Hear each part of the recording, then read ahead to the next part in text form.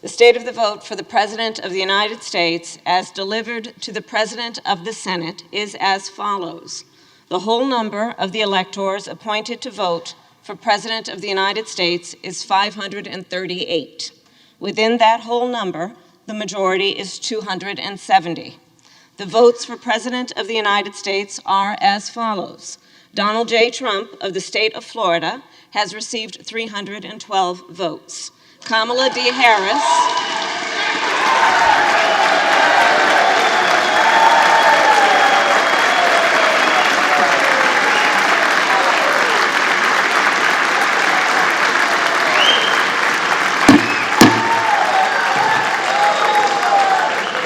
Kamala D. Harris of the state of California has received 226 votes.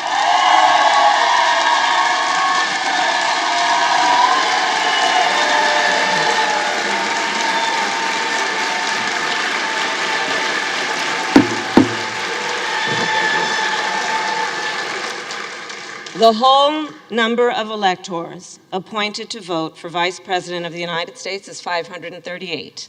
Within that whole number, a majority is 270.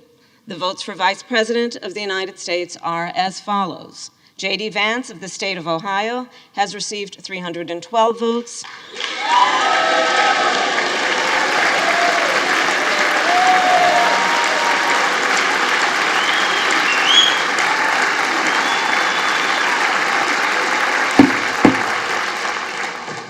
Tim Walz of the state of Minnesota has received 226 votes.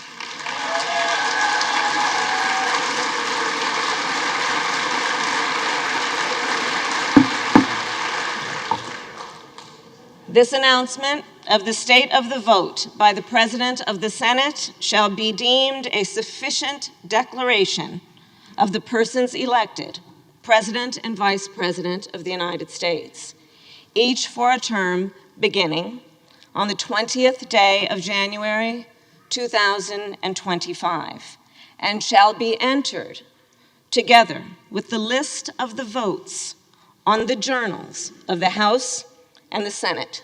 Thank you very much.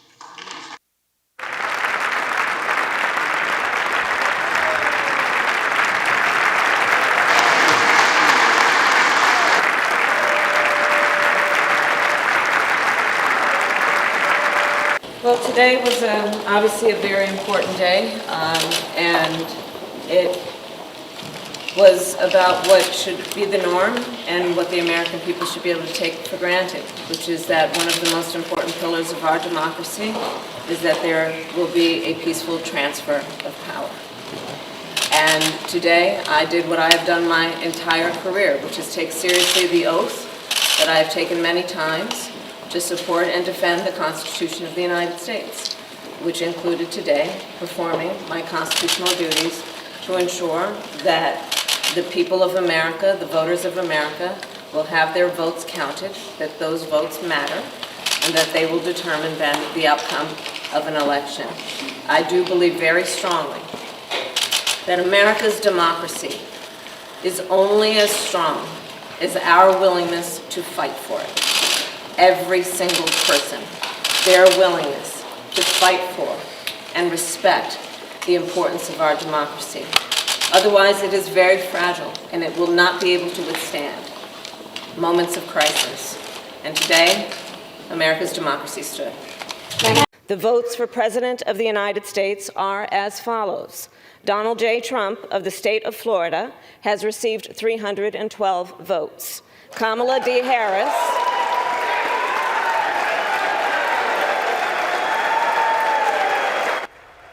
And with that, the results of the 2024 election were certified, confirming that Donald Trump will become the 47th president of the United States. A process played out peacefully and without protest. Much different than what took place on this day 4 years ago, when thousands of Trump supporters stormed the Capitol in protest of his loss. Trump now vowing to pardon some of those supporters charged for their actions that day.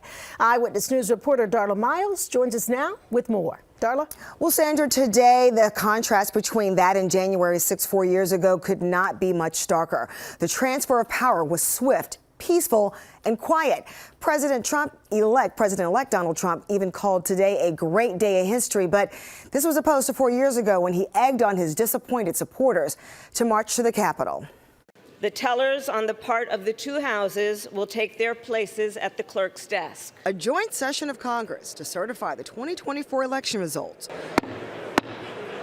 Called to order at 1:06 p.m. Eastern Time by Vice President Kamala Harris and was over and done with by 1:36 p.m. Madam President, the certificate of the electoral vote of the state of Alaska seems to be regular in form and authentic. Certificate of the electoral vote of the state of California seems to be regular in form and authentic. The certificate of the electoral vote of the Commonwealth of Pennsylvania seems to be regular in form and authentic. Today, America's democracy stood.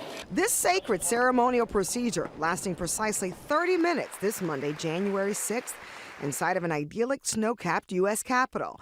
But the heavily guarded 10-foot chain-link fencing surrounding the building echoes back to 4 years ago when the Capitol lawn was a riot scene. In 2021, not long after the joint session convened, the Capitol went into lockdown. As officers were assaulted, rioters breached the building, and members of Congress had to flee to safety. 4 people died that day. Today, President Biden saying in a Washington Post op-ed, we should commit to remembering January 6, 2021 every year, to remember it as a day when our democracy was put to the test and prevailed, to remember that democracy, even in America, is never guaranteed. There's lots of people who want us to forget, who want to sweep it under the rug, who want to change the story. Johnson, are you going to do anything to commemorate what happened 4 years ago? Speaker Johnson today, mom on January 6th, as well as the fate of the convicted rioters. Some of the rioters are calling for pardons. Do you believe that Trump should pardon the rioters? I think everybody needs to focus on the future. Rehashing and relitigating what happened 4 years ago, or going after members of Congress or former members of Congress, I don't think is helpful to anyone. And also today, former Vice President Mike Pence tweeted that he welcomed the return of order and civility to these historic proceedings after 4 years ago, his life was being threatened for refusing to not certify the election results.